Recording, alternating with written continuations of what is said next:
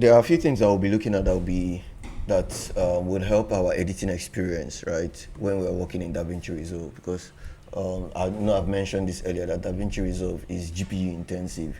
If you do not have a really good GPU and you're trying to edit 4K videos and the likes, you're going to struggle if your device is not really capable, right? So there are different ways to go around it, and one of the best ways is to edit using proxies. So we're going to look at some of the things here.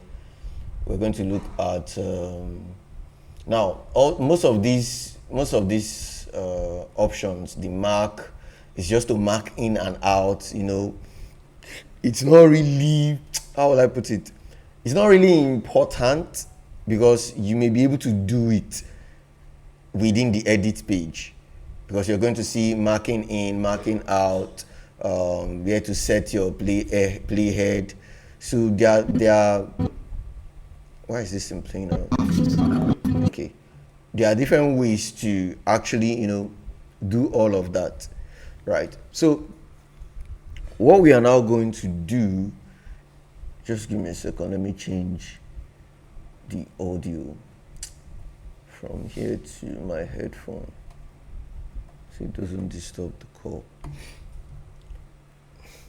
Now let's say you're shooting, especially when you're shooting log videos, right? You're working with log videos, raw videos. The best thing for you to do, the first thing for you to do, is when you import your videos, you want to make sure you make you create a proxy. So how do you create proxies? When you load up your video into your master, maybe you put it in a footage, you put it in your folder called footage, or you put it in any folder at all. Yeah, or any bin. Yeah, when I say folder, I'm talking about bin, right? So all you just need to do is right click on the video or the videos, because you can batch create proxy files, right? So you click on it. Let me just highlight both of them. But before I do that, let me make sure there's no footage on our timeline. So I'm going to highlight both of them, right click, come to proxy media, and I click on generate proxy media.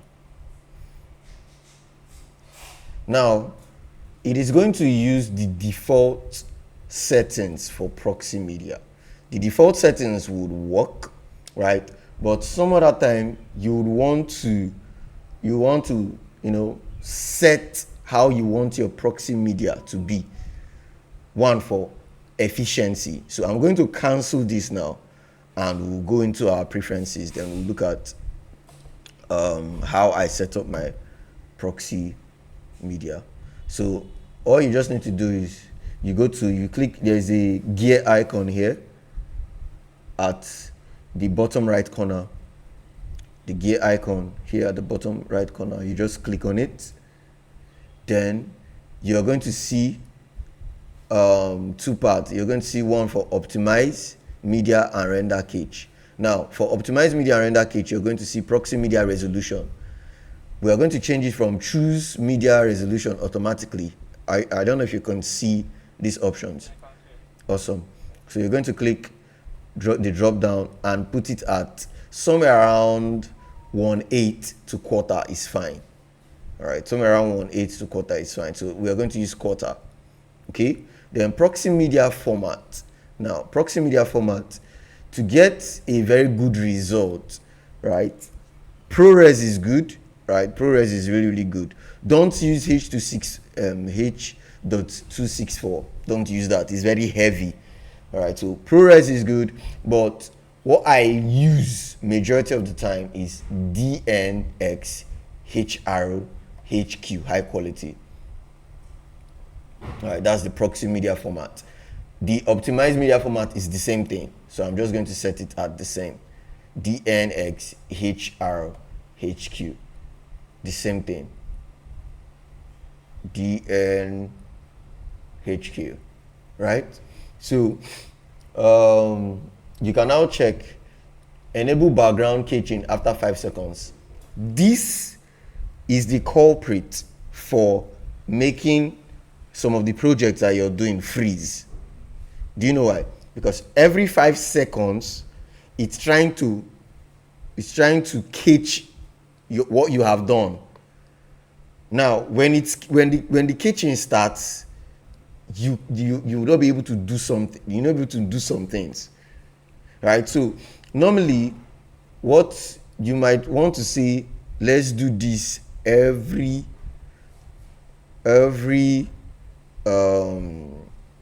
let's do this every 60 seconds make a minute. So let's do 120 seconds. Oh, is that the highest we can go? 30, I think 30 seconds is the highest we can go. 30 seconds. So you can just probably uncheck it and do manual catching. All right, I'm going to show you how to set up that. Then automatically catch fusion effects in user mode. Yes, automatically check manually catch transitions in user mode. Let's leave it that like this. Right. Then the next thing is you want to check working folders, the folder where your proxy media would be. So if you have like an external SSD, you can say, oh, I want my proxy media to be my external SSD. You can just browse and choose where your proxy media is going to live. You understand? But me, I'm just going to leave everything the way it is, the default folders, right? So all you just need to do is save. So when we'll click on save, we'll now come back, highlight this, right click, go to proxy media and click on generate proxy media. Just allow it do its thing, right?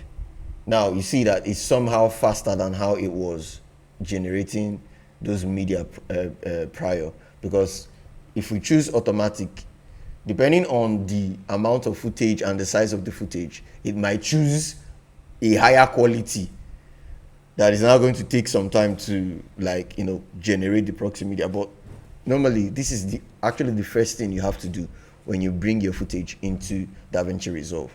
You create proxy media like this and you make sure it's complete. What I'm going to do is I'm going to pause the recording so that we'll just wait it out, because I want you to see the difference. All right, so I'm just going to pause the recording, so we'll just wait it out.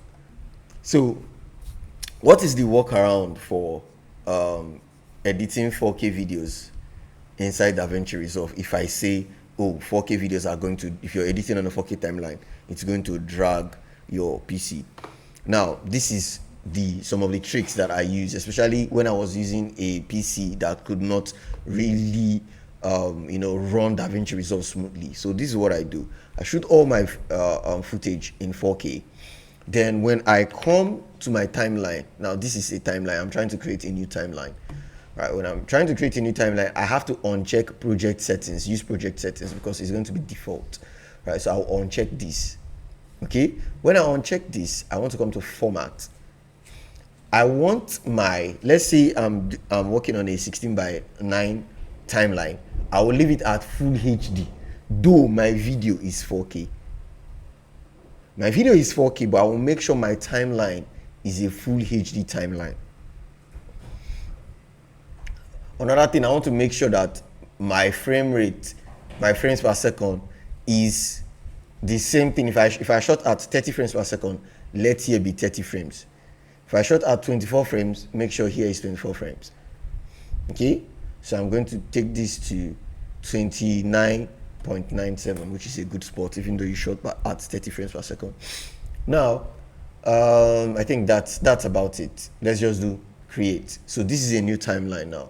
This is a 4K footage. This is a full HD timeline.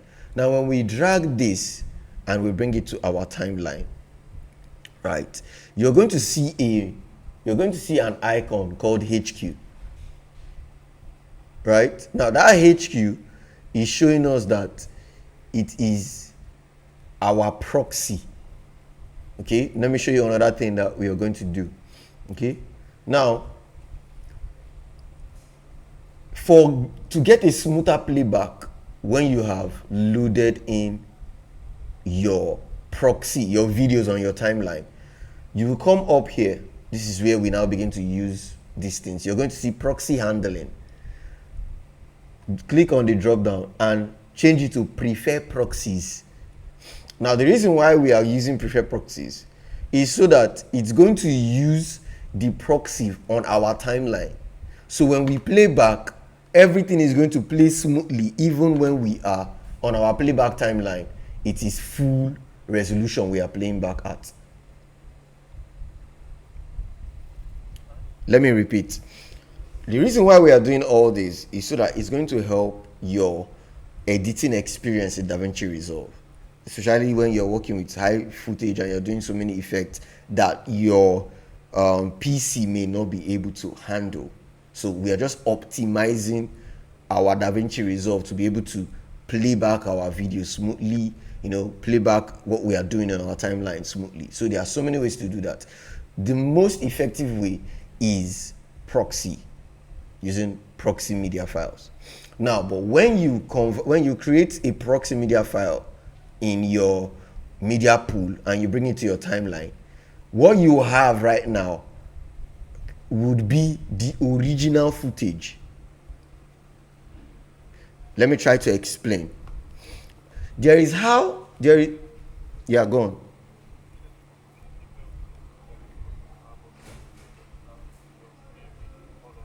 This lagging, yes, exactly.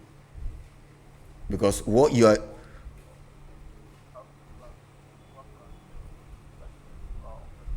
yes, to make it proxies, we just need to switch this from preferred camera originals to proxy. This function here. Now, the reason why you want to ask, okay, if you have created a proxy file, why is there the need for the original? That's a good question you may want to ask. Now, the reason is this.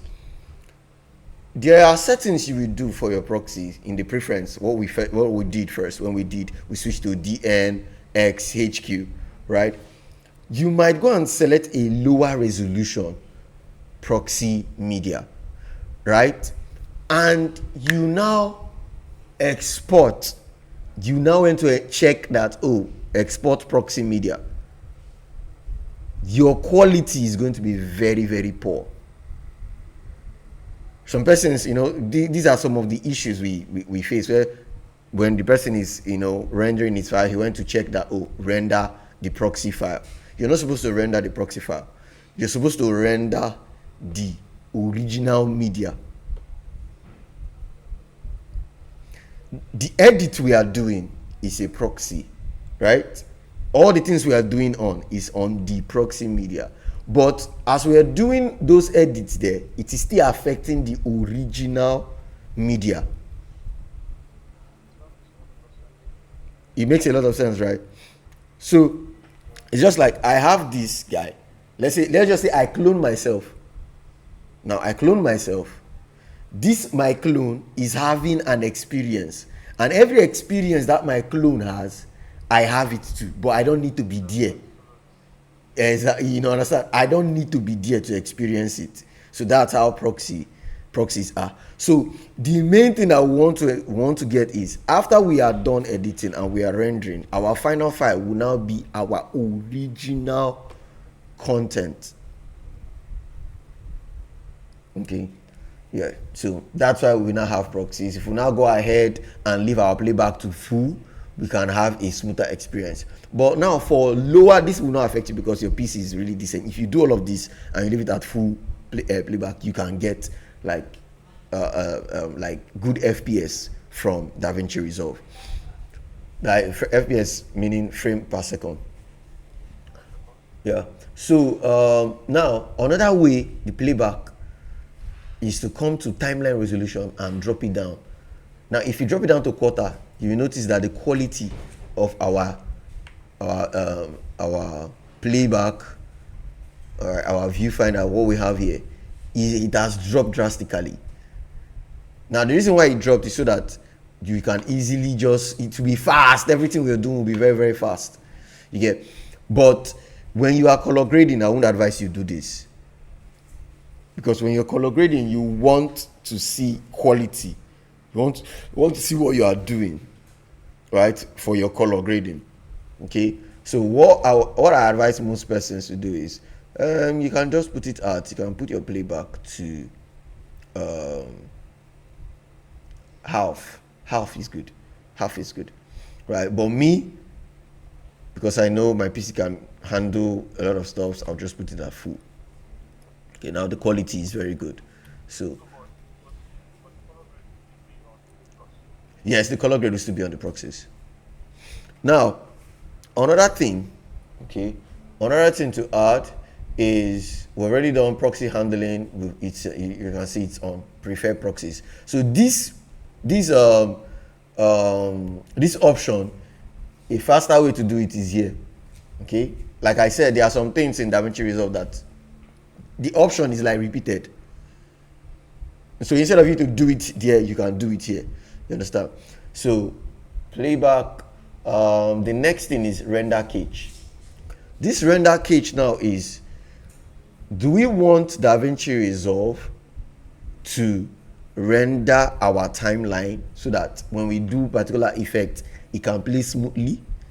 Or do we want to leave it at user, where when we are done with whatever we want to do, we will now say, okay, it can now go ahead and render. Now, what I mean by, there are three options. One is none. Davinci Resolve should not render cache at all. There's another option, smart. Personally, I like smart. The reason why I like using smart is, let me show you the difference. If we choose smart now, and we do an effect, let's just drag an effect into our timeline. Let's do video transition arrow. Why is it not entering?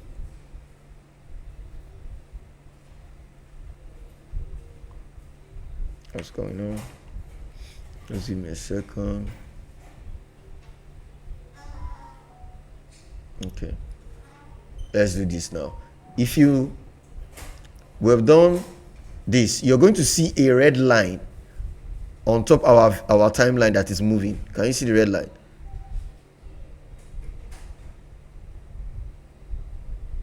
You're going to see a red line. Yeah, that red line now serves as the render cache.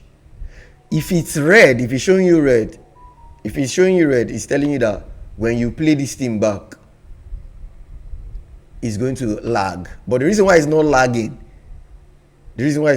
is because we're using a proxy media file, right? Then if you leave it for some time, it will start turning blue. Now, when it turns blue, it shows you that, oh, you're good to go. Most persons don't like this because it can lag their system. So the preferred option for your playback render cache is user. That's the preferred option. So leave it at user.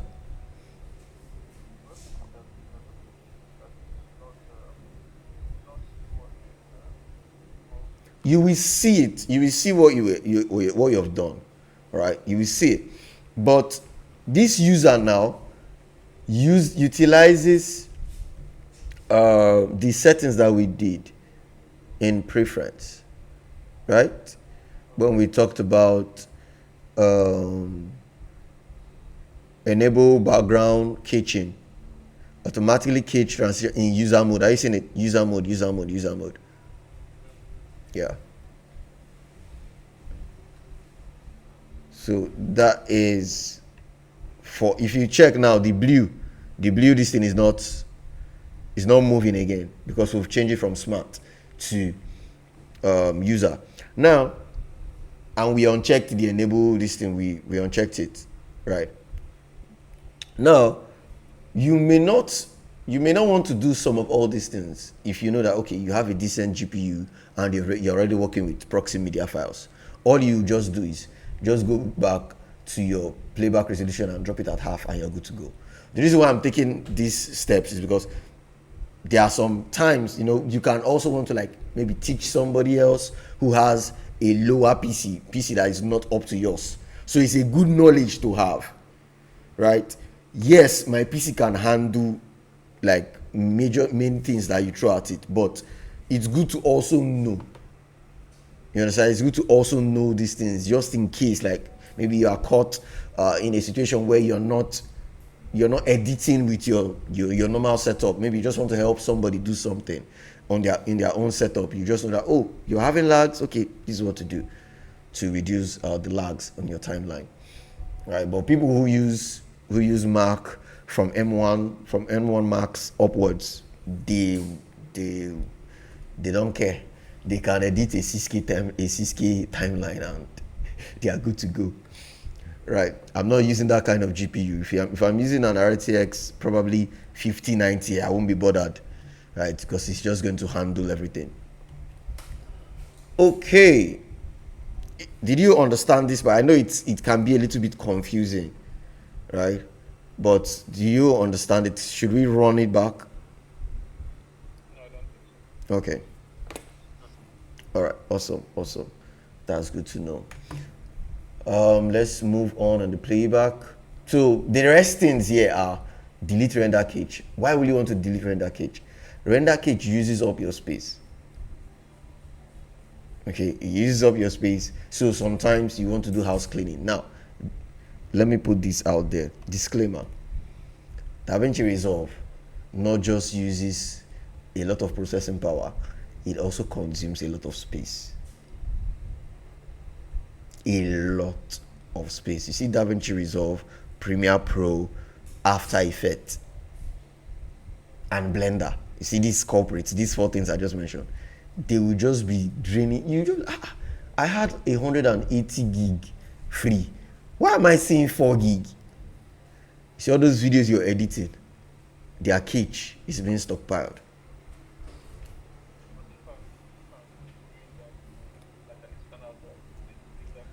It is still going to take up the space until you delete the render cache. It will store on the external drive. Yeah, it will store on the external drive. So it's going to take a lot of space. So there's a particular tool I'm going to say you'd have. It's called Wiz3. This tool is very important. Wiz3 app. Very, very important tool. Let me just show you how it works. Right, because if you're going to edit videos, you're going to do a lot of things, all right, that require, oh, it can't stretch. Okay, yes, it did. Now, you see all my drives that are connected to my PC are listed here. So let's go ahead and just scan our C drive. When you scan your C drive, it's going to show you all the files. It's going to show you the things that are taking your storage space. Are you seeing all of this? All right, all these things are every single thing that you have on your PC that is consuming space. So you can now come and start looking at the label. Let's look for where we have videos, right? Now you're going to see a particular video. That's a video I created, The Extraordinary.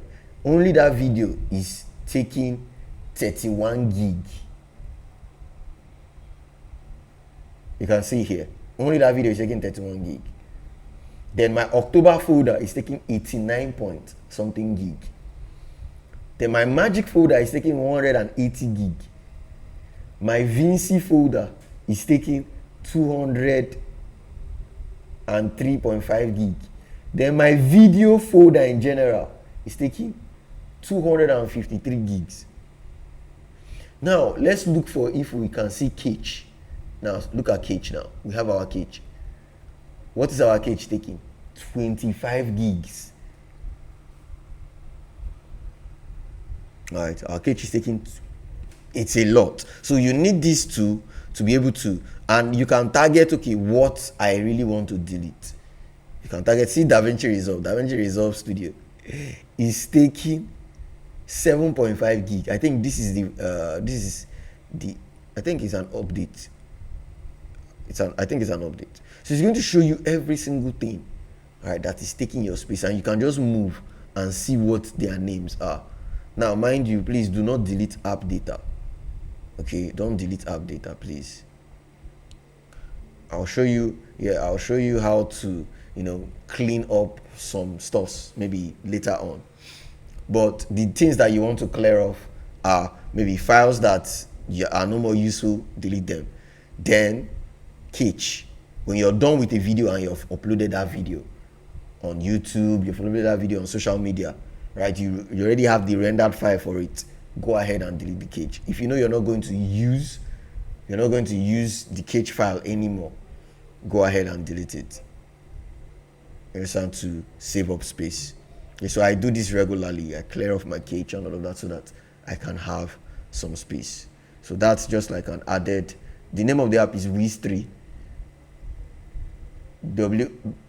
All right. Very, very, very, very helpful tool. Okay. Now we are done with the important part that we need here. The next thing, color. All these things now, all these stuffs is on the color page. That it is very necessary. You see, almost everything is grayed out. It's only maybe you want to do auto color, it will not do auto color grade for you. But we don't want it, we don't like it, right? It's not going to do auto color grade for you. That's the only option you have accessible here on the color page. Every other thing on the color option, what would I even call this? Is it options? For lack of better words, let's just call it options, right? So this place will only activate when we switch to the color tab. When we switch to the color tab, we go back to color. You see they are now active, right? But majority of these things, right, you may not need them. Why? Because there are other ways to get these things done. Okay, there are other ways to. Just give me a second, let me check a message that came in. There are other ways to do some of all these things. Okay, apart from auto color, they have some shortcuts, right? But we are not entering color grade yet. Today we are going to visit the.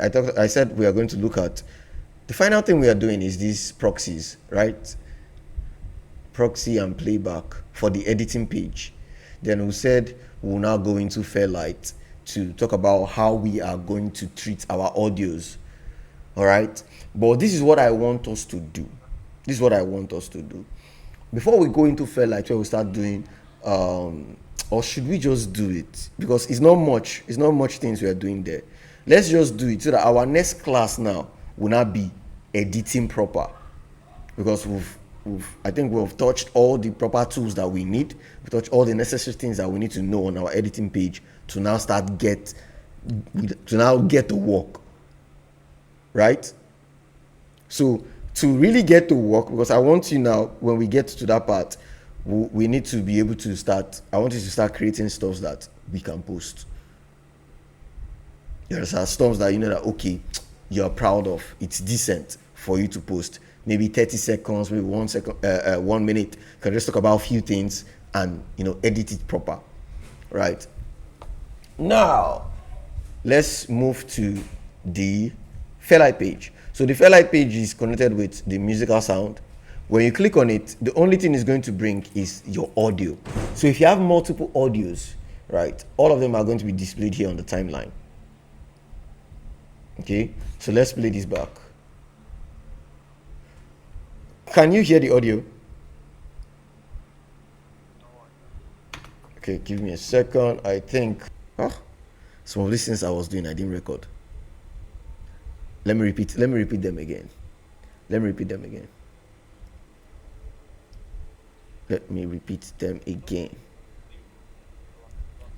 Okay, so on the Fairlight page now, we have different tracks, just the same way we have tracks in our edit page, right? And each track is connected by the number A1, A2, A3, A4, depending on how much audio you have on your timeline. Now, there's something I did not say. I just remembered it now. When you're editing videos, where your speech is, do not put effect on the same track where your speech is. Create a separate track for your effects. Okay? Create a separate track for your background audio. I don't know if let me switch to the edit page so you see what I'm referencing. Now let's take this up. How did I even forget this stuff? How did I forget to mention this? You see this track now, the A1. We can decide to say, oh, our A1 is for our speech. Okay, our A1 is for our speech. Let's be very practical. Okay, this class, let's be very, very practical. Let's bring in another audio. Let's bring in like a music that we can use. Scroll.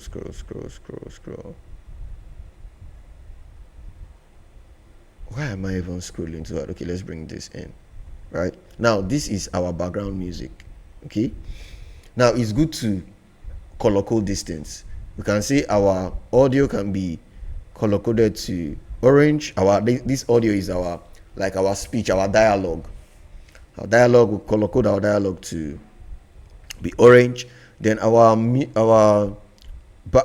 background score, let's color code it to be violet. Right now we can have small effects, all those little sharp effects, where we do our sound design. Like you want to add a mouse click sound, right? You want to add some swoosh, some whoosh, and all those stuffs. Let it be on a separate background. Now you already know that when you're creating a background sound, it should not overshadow your speech. Okay, your what are they calling it now? Your audio, your dialogue should be more audible than your yes. So there are ways to do these things. Okay, one of the ways to do this effectively is not just to reduce it.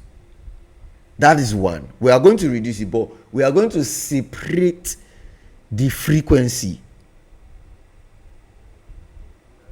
Let me show you. This one is what will make your audio, right? Your background track so sweet. Okay, so it doesn't compete with. Now this is how it was sounding.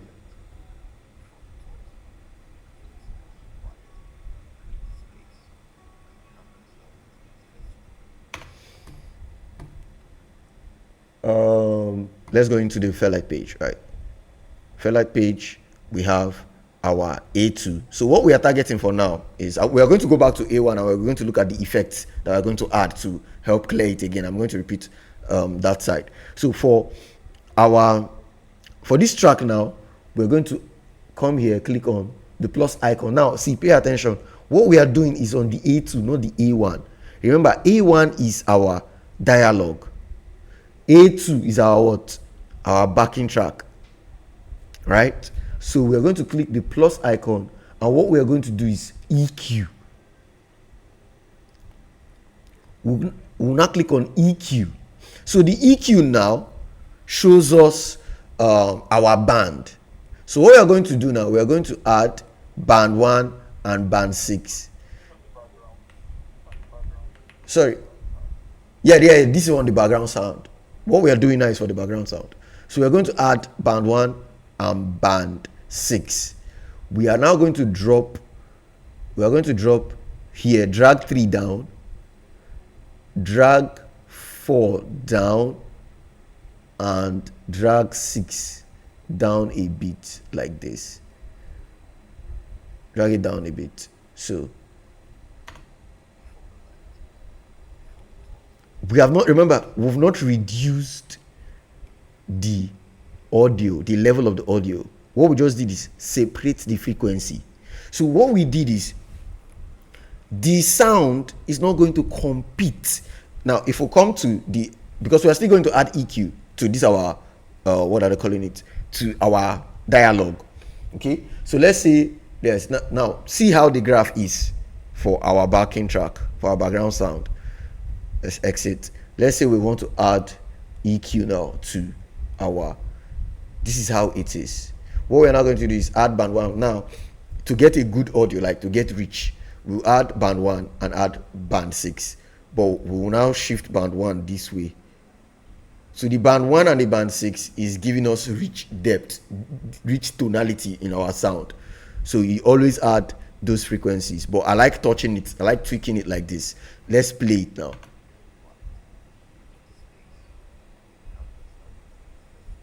So now it is not competing. It is not competing with the frequency of what our you understand, our dialogue and our backing track. They are not in the same frequency. Why? Because we have, let me bring, I think I can put them together side by side. You see now. So this is the frequency chart for our backing track A1, and this is the frequency chart. We can still, oh wow, I think I've scattered it. Let me do it again from scratch. I've scattered it. So let's add, no, that's our backing track. So this is for our backing track now. So what I did was I added band 1, added band 6, right? Then I brought in 4 down, I brought this 3 down, and I brought 6 or 5 down, right? So the frequencies are not competing. Now the final thing we're now going to do after doing this is there are more things to do, right? There are more things to do, because you can still tweak it. Maybe you want it to sound like from a telephone. We can do that with a plugin. Maybe you want to do like a telephone conversation. This conversation is coming out from a telephone. We can do that. I'll show you how to do that when we get into editing proper. There's a plugin I'm going to send to you, right? There's a plugin I'm going to send to you that helps, do all those things. You don't need to do it manually like yourself. The plugin just has all those options there. You just click, it will change it to like a telephone conversation and all of that. So the next thing we're now going to do is we are now going to reduce the level, all right, of this our track. We'll come here and we bring the level down. Okay, not too much, but somewhere around there. Now it's flowing so seamlessly.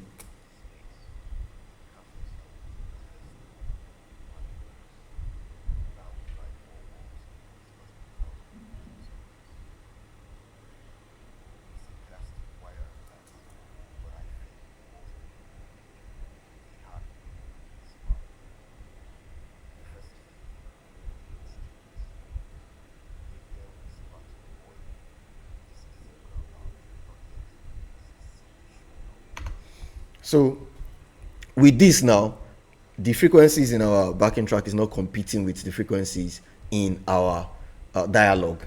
Even when you reduce the volume, there are still going to be some frequencies that will try to like. So what people now do, they now reduce it so much. We are losing. Backing tracks create an emotion. You understand? So we want to be able to still hear the instrumentation, the backing track, but we don't want it to overshadow the dialogue. So don't just reduce it. Separate the frequencies, right, in EQ, separate them, then now go ahead and reduce it a bit, and you will have like a sweet combination. Then now for all those swoosh effects, right, you don't want your swoosh effect to be too sharp. So one of the things I do for all those my effects, you need to make sure your effects, all your swoosh, your swish, your clicking sound, all of them will be on one channel, on one track.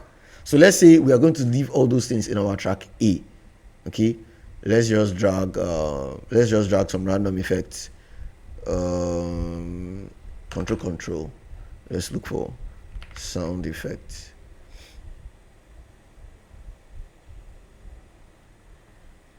Okay, so we're going to look for risers, essentials. Let's look for risers.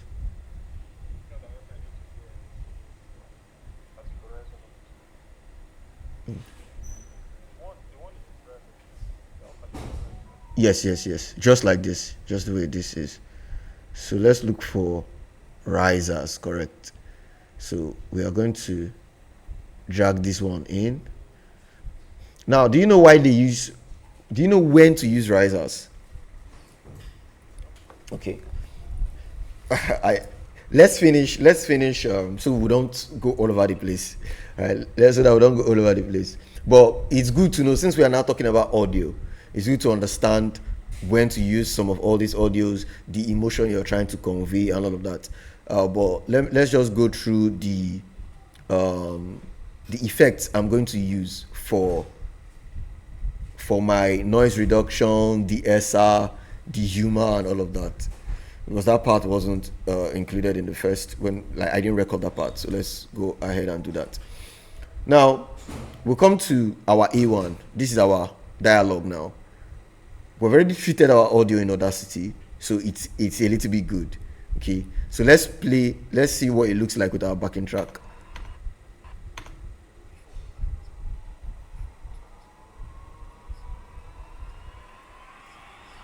See how our riser is conflicting with our dialogue and backing track. Yeah, so we are going to handle that in a moment. So our A1, we're going to go to restoration, add noise reduction. What are we going to do? We're going to do learn, right? We play. So it has given us the pattern. You see it now. So we're going to say, okay, let's increase the frequency a little bit. Let's increase the level a little bit. Let's increase the sensitivity a little bit. Let's increase attack a little bit. Now, all these things you're supposed to do by ear. You play, you listen to it. See, okay, this is how it sounds. Are you hearing the noise? So what we are playing now, you see, can you hear that sound? You know, there's like, what I'm doing is I'm listening to the noise only. You understand? I'm listening to the noise only. So when I played our sound now,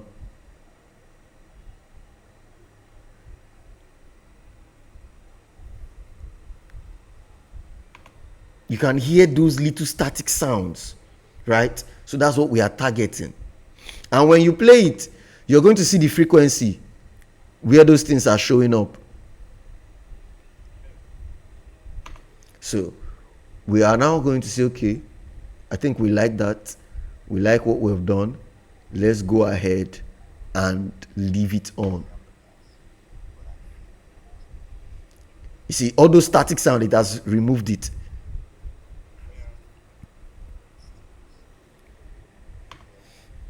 So the next thing we are now going to do, we are done with noise reduction. The next thing we are now going to do is we're going to add, go to restoration, dehumor. So what dehumor does is it looks for those hum sounds. So we're going to click on listen to hum only. All right, listen to hum only. Let's see. We don't have too much hum. We don't have too much hum because we've already edited this in Audacity, right? But we're still going to add it. We're still going to just add the humor. Okay. Then the next thing we're now going to add is the SR. Restoration, DSR. We listen to only the S's. So you can hear this very much. Right. So we're now going to target it. And then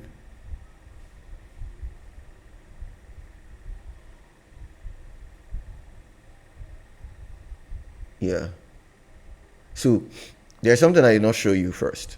There are 3 different types of slopes. Okay. Now these slopes attack either a smaller frequency. Okay, we have noticed that this is where, from here to here is where the SR frequency usually is, right? So maybe we want to broaden it. That is, if you have too many S's.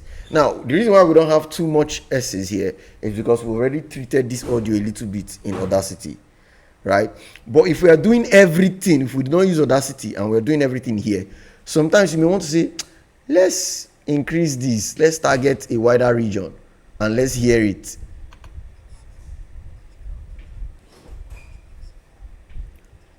So if you like the entire spectrum that has been selected, we can go ahead and leave this one. But for me, right, I will leave it at this range. This range I'm going to target. Then I'm just going to apply it.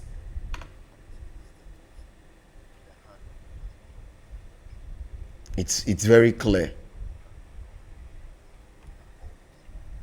Now, if you notice this drum part in this audio seems to be a little bit high, right? And you know, drum is more of bass.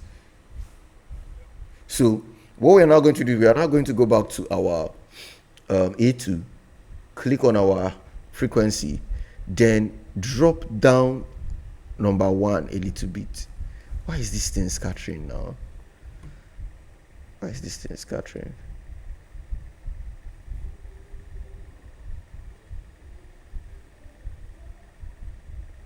So we'll drop down our number 1 a little bit, because the number 1 region, that region is where we have bass.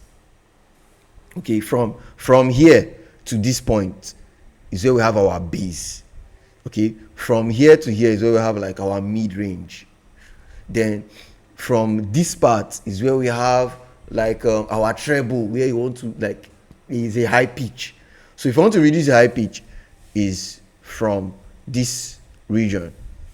Okay, so I think it's better now. Let's play it. It has dropped a little bit. The drumming now has dropped a little bit. So let me show you now. Let's say we are increasing this.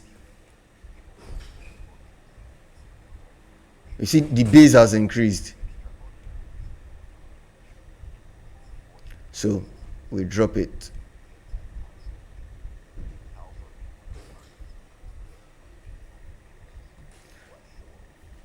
Okay, so basically this is just it. These are the things you just apply and you get a good audio, right? You combine Audacity and you combine Fairlight in Davinci Resolve.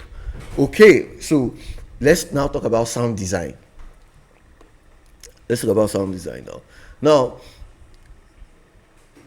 risers are used as hooks to create tension, anticipation, and transition. This one is Sean. Tension. Tension, right? What else did I just say now? Tension, transition, right? And what else? Anticipation. So when you are trying to create a hook, let's say most persons use this for opening. They want to like start a video and boom, they just use that cinematic risers. So let me drop, just give me a second. Sound effects. Oh, wow, what did I just do? No.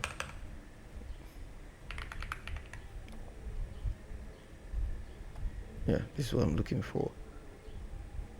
Sound effects, risers. So let me play some of them.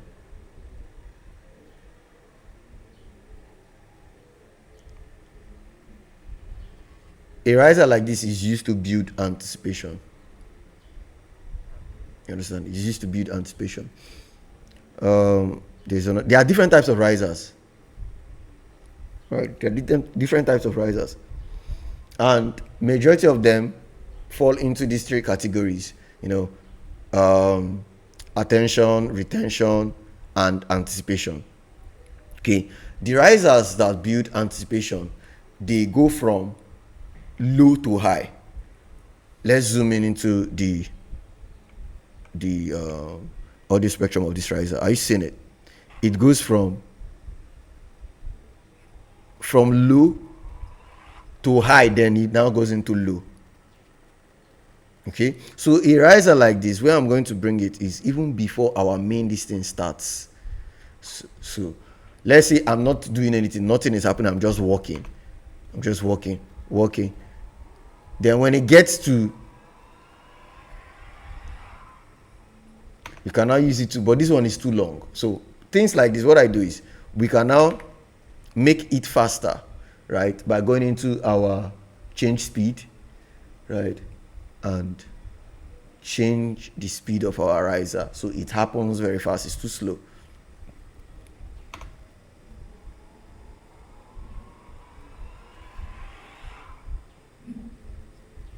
See the way it now entered. Now it now enters our story, but now it's too loud, it's too sharp.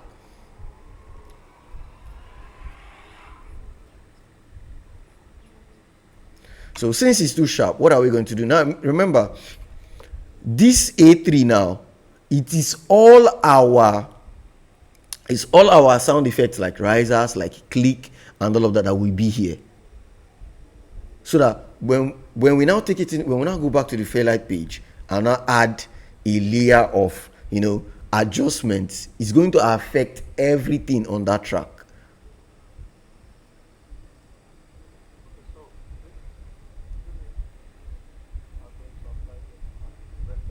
Yes, on one track. You understand? Now, if I'm bringing another score, let's say I'm bringing another. Let me switch to another workflow that has so many effects.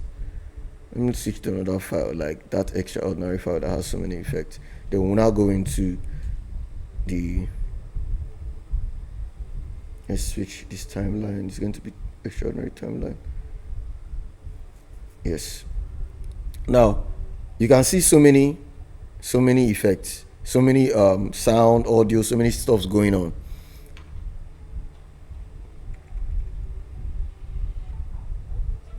Now, there are some effects that I had to color code. If you check here, this part has all my swooshes. This one now is a swoosh.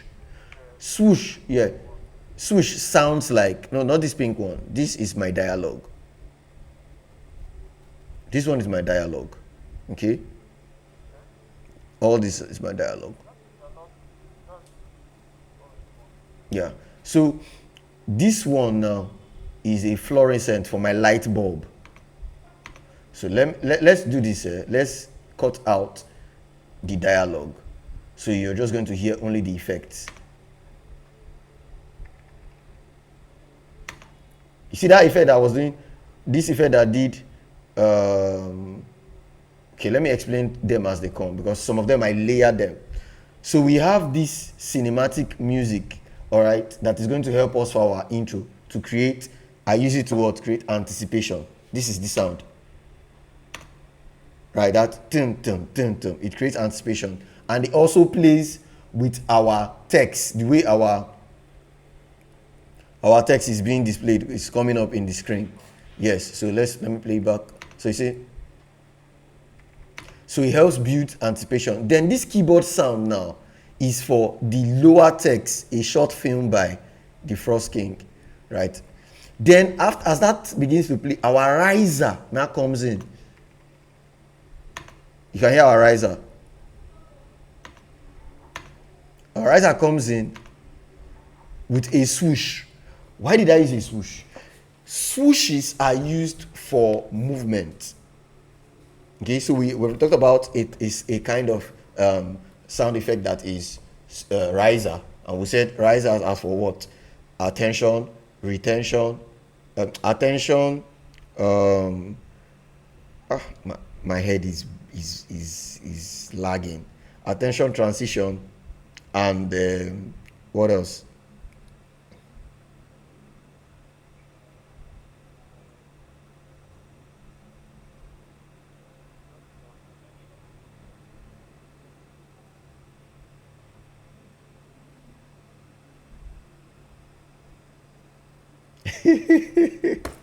My brain is lagging right now, But thank God we recorded that part. So those three things that we mentioned, right? Risers can do that. Swooshes are for transition, right? Yeah. We talk about attention, transition, and hey God, my brain is not braining this morning. So swooshes, you can use swooshes for transition, but it is for motion, mainly for motion. When you throw something, you want to hear the swoosh sound. You understand? You want to hear that swoosh sound. When something moves from one direction to another direction, you want to hear the swoosh sound. So that's why I used it. So swooshes are used for movement and transition. Transition is also like a movement, moving from another shot to another shot. That's transitioning, right? But you can also use it for a little subtle movement, right? Like you move your head, you want to hear a swoosh sound because you are trying to create, sound effects to make the whole thing, the whole experience cohesive, right? So in movies, almost everything was sound designed. The tapping of the table was sound designed. You understand? To hold, like, make it very, very real and all of that. So that's why we have this. That's why we use the swooshes. Now, the reason why I'm explaining all these things is you will see sounds that are similar. I move them to the same track. So all my swooshes are on same track, right? All my super bass, because swoosh has bass. My super bass is on the same track with my swooshes. So I have short swoosh, long swoosh, risers. Some risers that I have so much bass are on the same track. The reason why I did it this way, so that the effect that I'm going to apply on those sounds will just be the same. I don't need to start doing, you understand, differently. You get? Now let's go into the Fairlight. So all my audios have been brought into the Fairlight page, right? So let's play it without the dialogue. Oh, I thought we silenced the dialogue. Why is it playing? Why is the dialogue playing? Dialogue is A2. So let's bring it all the way down.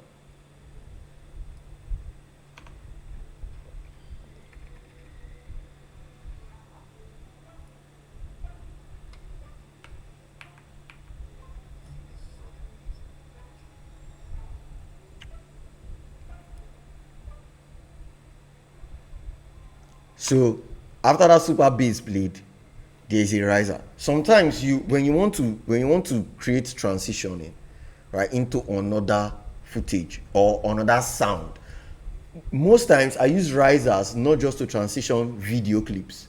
I use risers to transition audios.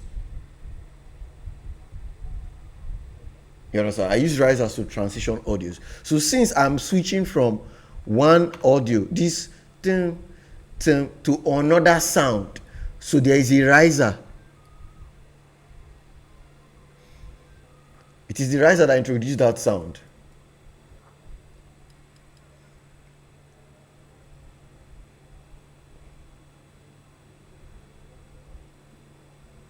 Are you hearing the swoosh, the soft swoosh?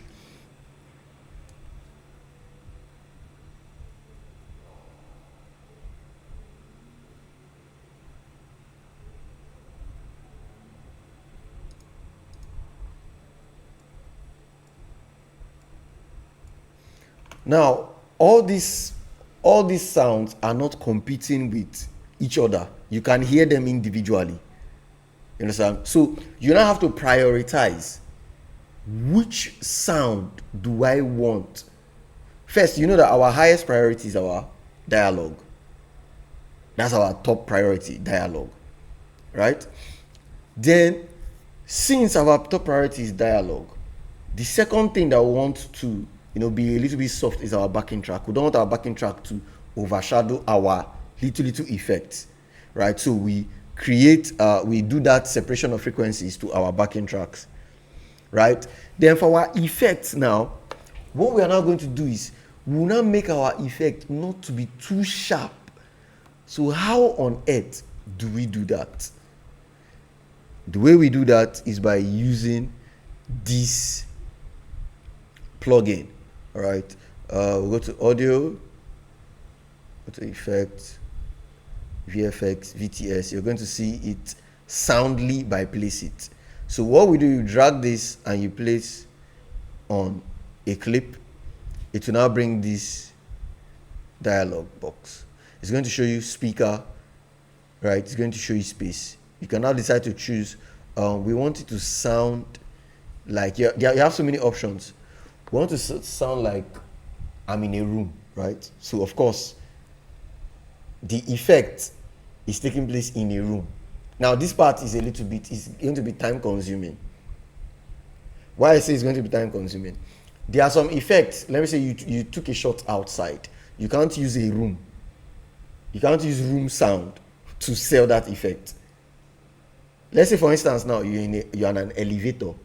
You want to mimic elevator sound. You don't just put the elevator sound, that thing where the door now slides open. You now have to bring it in that elevator environment so that it's going to be as if somebody is inside an elevator. Let's do a test, right? Let's do a test. Where did we drag this effect? Okay, yeah, it's this one. No. Let's drag this effect on. Yes, now this is done by, but you can copy, this part now you have to do it separately. Why? Because some audio, when you're done with everything in, what are they calling it, in Fairlight page, when you're done in the Fairlight page now, you've separated your channels, you prioritize, my dialogue has been prioritized, my backing track, I've separated the channels for my backing track. If you have multiple backing tracks, you separate their, the frequency so that it doesn't compete with your dialogue, right? You reduce their levels, you bring their levels down, right? We've done all of those things. Then for the other effect, what we're going to do is we're going to bring their levels down and also separate their channels. You already know how to separate, right? You go to the EQ and just bring it down, separate it. Then when we are done here, we now go back to the edit page to use this soundly by place it. Can you use it on the Fairlight page? Yes, but this is the downside. The downside is we don't want it to affect the entire track. Because now what we are doing is we are now adding this VST effect, this plugin, on an individual sound using our environment in the video. So if I'm at the beach, there's this part now where I was outside, right? You start hearing a beach sound, because that's the effect I wanted to sell. I wanted to sell that, because I could not go to the beach. Normally, this particular shot, I wanted to do this shot at the beach. But I didn't go to the beach, right? But I still want to sell that effect. So, you're not going to be hearing seagulls, all those birds you see on the beach. You'll be hearing it in the background. You'll be hearing them on the background, right? And you're now hearing a backing track too. There's this backing track. So, I want this sound to be as though I'm outside. Really, really, really outside. I'm now going to drag that soundly by place it here. I'm going to look for, let's look for, so let's see, this is bathroom. We don't want bathroom. This is living room, basement, public places. So we have public places, right? So we need public places. We have airport, cathedral, cave, garage, public bathroom, Vinland. Let's look for outdoor. So we have outdoor. Now for outdoor, we want it to sound a little bit far, right? We'll click on far, we'll select it. Okay. Then we can now tweak how loud we want it to be. You understand? The space. Let's play back. So you now see that, okay, it has now separated our audio some more for us. So this part now is, you're going to do this part by the idea you're trying to convey, the environment you are trying to be in. That's how you now begin to do further separation. So let's say, for instance, now you want to make it seem like a phone dialogue. Let's look for our audio here.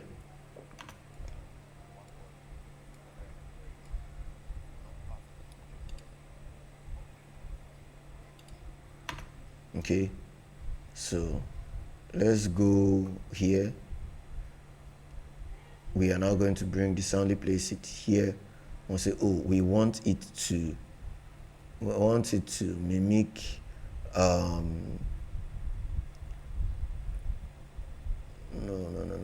This one is going to be speaker. A speaker side we're going to use. So we want it to mimic a phone ear. Yes, phone ear. That's what we are looking for. Phone ear. So phone ear speaker. We're going to off spaces. We don't want space. What we want is speaker, right? So let's bring this up some more. Then now let's play that dialogue.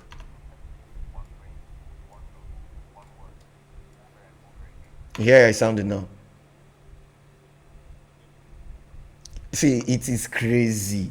Like, it is really crazy. I'm going to send you the plugin. So you don't really, the only thing is you just need to know, okay, this is the idea I'm trying to convey, and it's a game changer. It's a game changer. So you cannot decide, okay, I want it to come from laptop, I want it to come from TV. Let it be like that sound I'm hearing. You understand? It's from a TV. So let's click TV and let's hear how it sounds.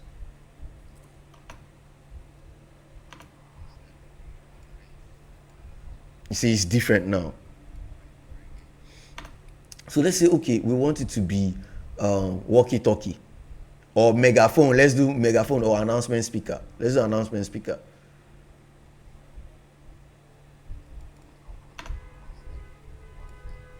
It's different. We cannot decide, okay, let's increase it. Let's make it 100%.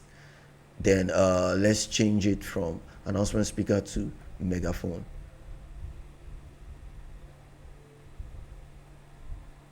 Then no. Let's off spaces. It's going to be speaker. Oh, this thing has gone up. It has gone back to, let's do megaphone. Yeah.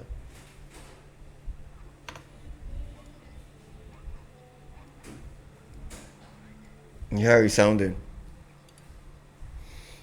So this is now what you will now use to further separate your audio, depending on the kind of thing you're trying to do. By the time you do this, the swoosh, all those sounds will not be harsh anymore. It will not be soft. You understand? Because now you're not trying to make it sound real. Yeah, so this is a tool. Sound design is going to take you a while, right, to master. But the more you do it, yeah.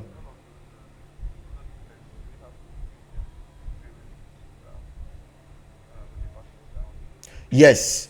Now, you may not, okay, you might say, I don't want to separate the frequencies, right? But reduce the level. In fact, let me tell you one thing I also do. Let me just give you some other source I use. You hear that swoosh? Let's target only the swoosh sound so that you can tell the difference. Let's target just the swoosh sound. You hear the swoosh sound now. If I want to make it softer some more, I will come into audio. I will go to semitone. Right? This semitone now, I can now change the pitch of the audio. I can say, let's make it calmer. Let's make it more calm.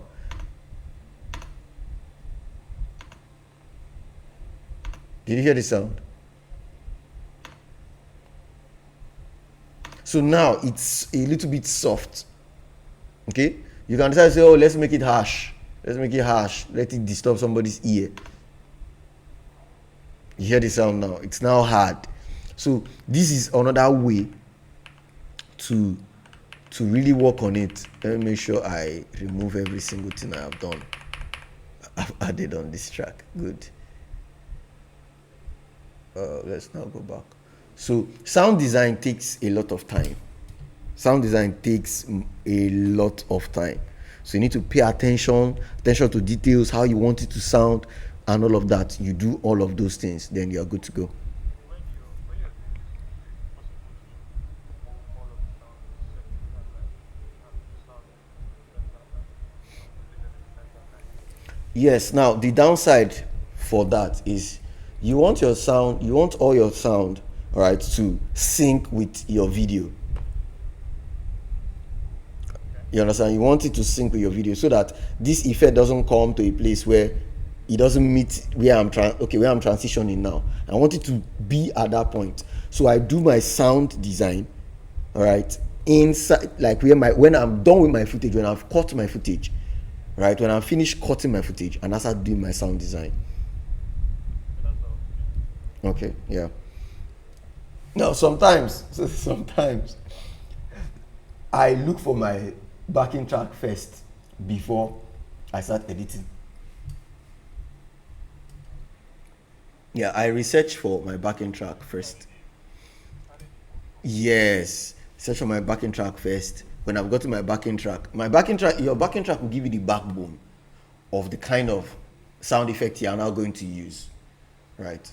Then another, this one is now like advanced level. I know we're supposed to go into this when we go into editing proper. This advanced level is when you are getting sound effect, try to make sure you get sound effects that are on the same key.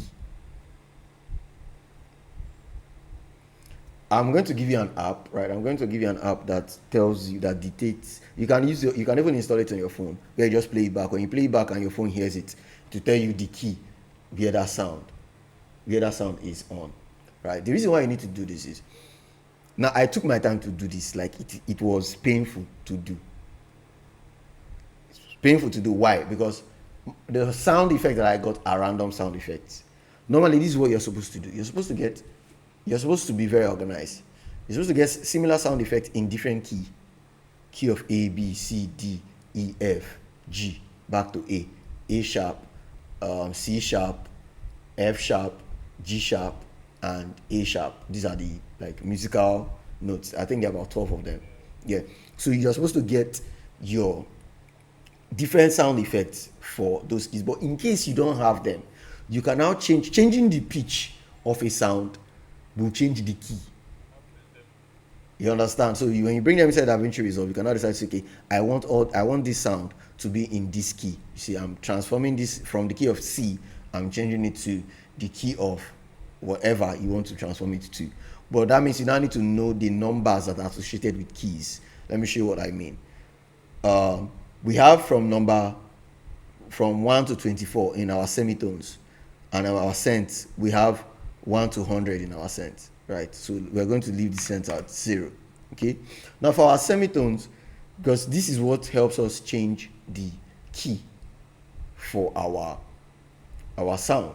So we cannot see, I'm going to highlight all of this, right? I will highlight all of this, and I want them to be in the key of, let's say, I know one is C. I want them to be on the key of 1. So now everything has changed. So if I play them, it has changed. But now it is not my real voice. You understand? It's not my real voice. So what do I now do to make this accurate? I must first of all dictate. What I will dictate is my speech. What key was I talking on? So when I identify the key, maybe I was speaking, right? My dialogue is on the key of E. Normally my talking voice is normally on the key of G. Like when I'm relaxed, my talking voice is normally on the key of G. Right?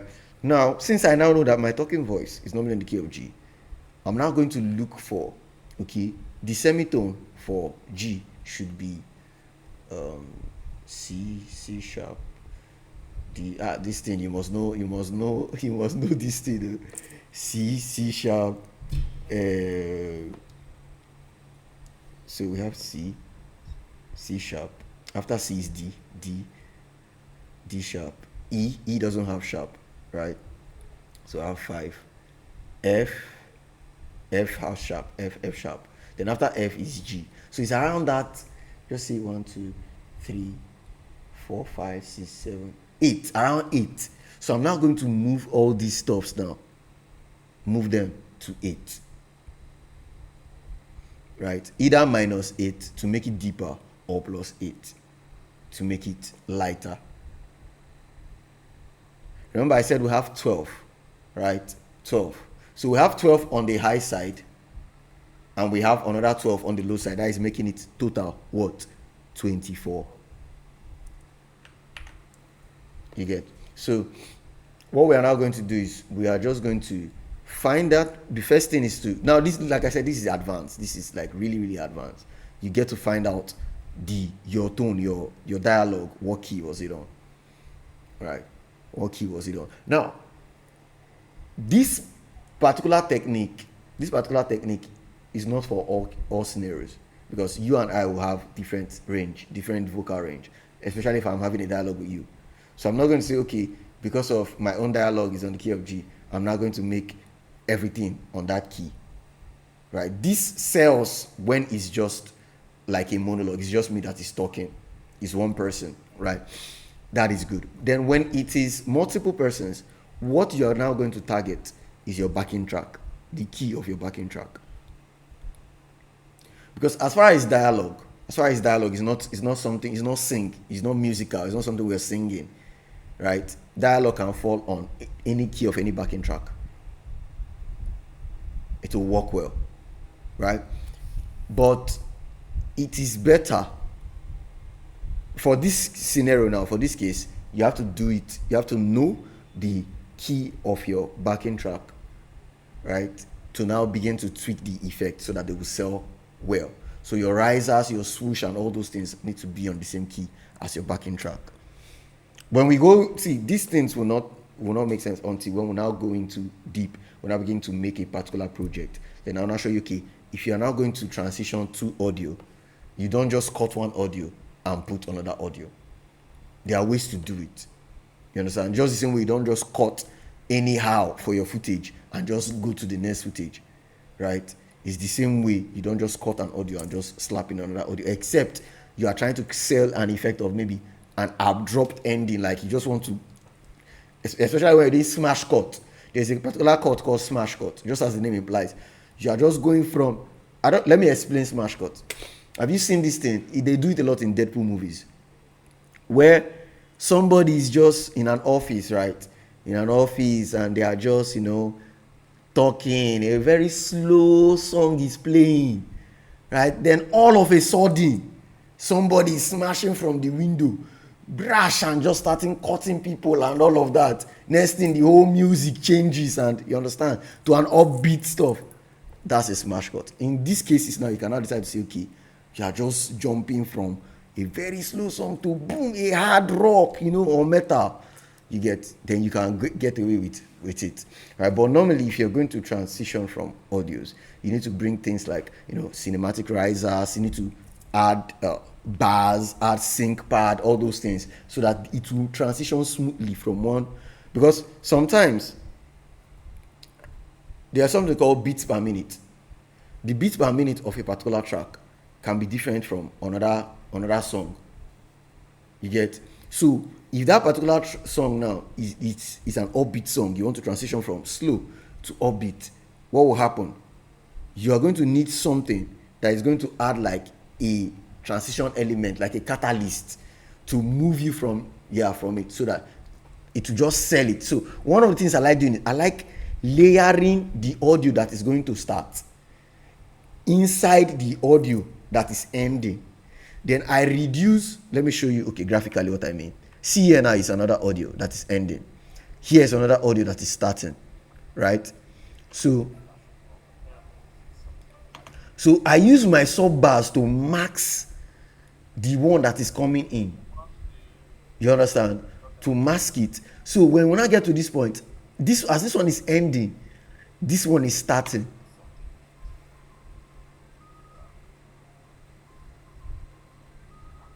You understand? So it now flows seamlessly. Like the person won't realize that we have gone into another audio.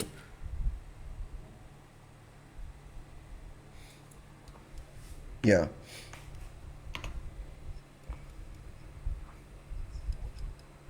You see how we used the swoosh sound to transition into this other shot.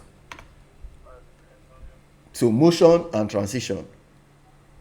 So it everything just begins to work smoothly. There are so many things. There's match cut going on, match cut that helps us transition from one shot to another shot, but has visual cues from the previous shot to the next shot. We now use a swoosh. You understand? So all these little things. And if you see here, we have this seagull effect. Then our ambient sound was now introduced.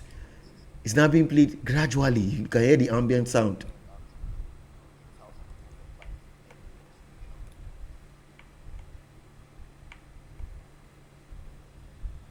So another place where you're going to notice this is here. Riser. You see how the riser introduced the next audio.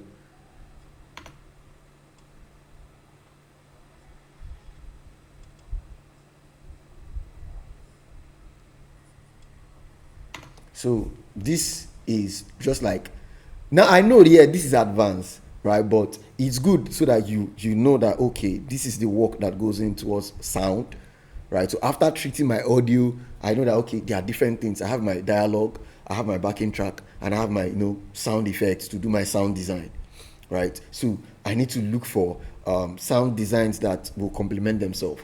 And if the sound doesn't complement itself, does it help in my storytelling? These are the things that you're going to, because when we came into this sound now, this part, the speech changed into like a kind of motivational speech. So we now need a sound that will accompany like a motivational speech, like a melancholy sound that will, no, melancholy is for sad, like an upbeat. I think it's sanguine, like upbeat that gives you the joy that makes it, you understand? So all these terminologies I'm using are things that will help you guide your searching for sound for music. Melancholy is for moody, like I'm trying to get in my feels and all that. So you search for melancholy cinematic sounds. It's going to give you the stuff that you're looking for. Then you look for sanguine, upbeat, joyful cinematic sounds. It's going to give you all these kinds of stuff. So it's good to know the verbiage so that it will give you what you are looking for. Any questions so far? I'm so happy that you are catching this thing, honestly. Because it makes the work easier, right? It makes it so easier. So that when we start building the video side, right? When we finish the video side, we're now going to the audio side. It will be easier for you to assimilate. Right now, not every audio has so much sound design. Okay, not every kind of content you're shooting has so much sound design, because if you overdo it, it will get annoying. It's just like you're trying to tell me about your sales funnel. You're trying to tell me about your products and your services. Next thing you're putting click click clack clack swoosh, like, you understand? It defeats. It won't make sense, and a lot of persons do it. You're doing a talking head where you're trying to like talk to people. Next thing, you have too much sound effect. If you're going to put sound effect, it should accompany something, maybe a text. Maybe, you have, yes, an animation. Exactly. So that's it. Get prepared though. When we are next week, we are entering full on editing proper. You see, I should give you clips. Okay, no problem. I'm going to give you clips. Yeah. Oh, this is 1 o'clock. Okay. I'm going to give you clips to utilize, right? But I also want you to shoot clips.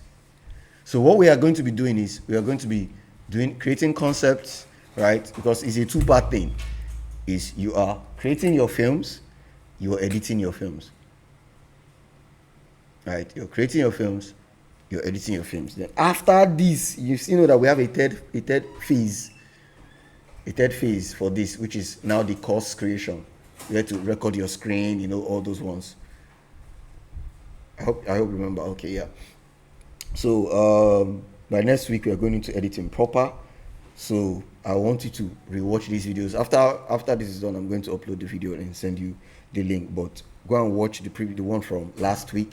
So you are well grounded. Then we'll now start.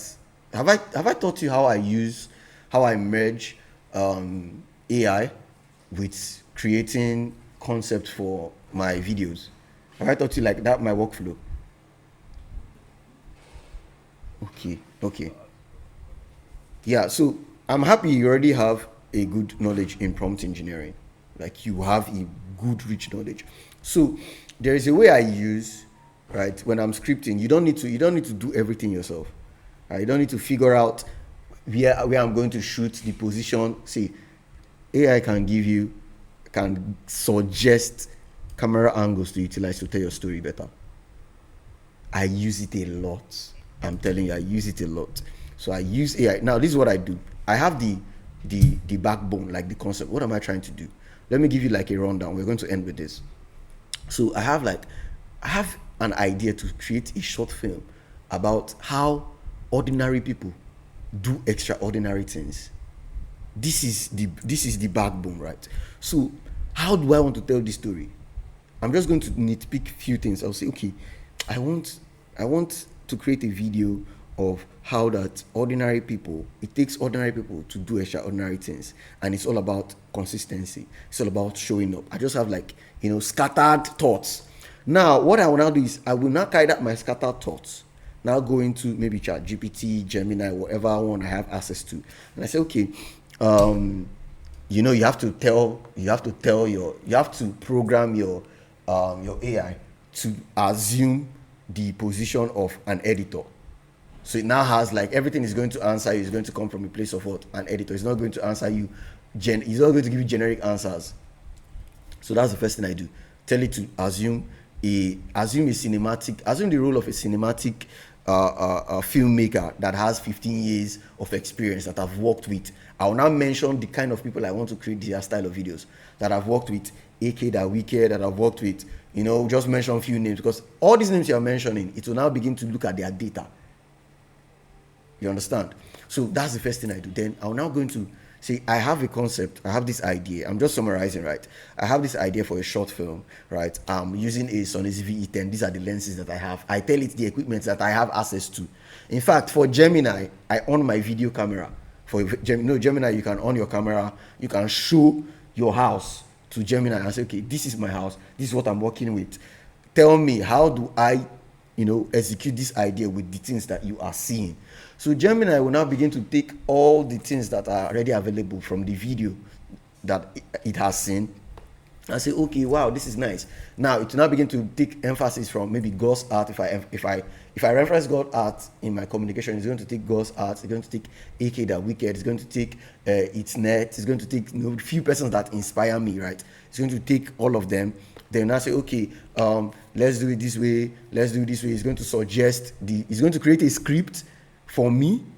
It will create a script. I will refine the script. Then I will not tell it to create a short list. What kind of shots am I going to use to tell this story? All the shots that is going to give me are shots that I can execute because it has seen my environment. It has seen the position of my TV. It has seen the position of my workspace and all of that. So it's now going to give me concept to shoot with that environment. I don't know if it makes sense. Yeah. Awesome. Awesome.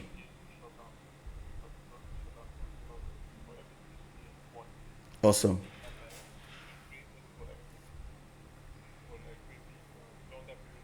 Yeah.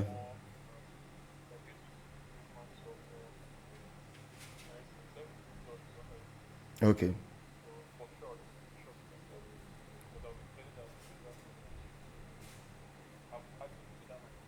Okay.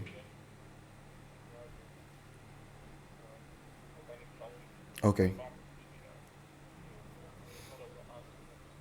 Awesome. So that would one again. That video one again using like everything we're talking about here, and then place it so that you can view all of the videos. On top of that, you can take pictures of a particular environment Yeah. by showing square icons, and then fit the characters inside. Yes. Awesome. Awesome. Awesome. So that is it. It's going to help you a whole lot. It's going to help you because you should not be thinking about everything yourself because you're going to execute, you're going to shoot. Right? It's easier to get something to shoot with. Right? It's easier to get a concept to shoot with than to say, okay, you're trying to brainstorm a concept and you want to shoot at the same time.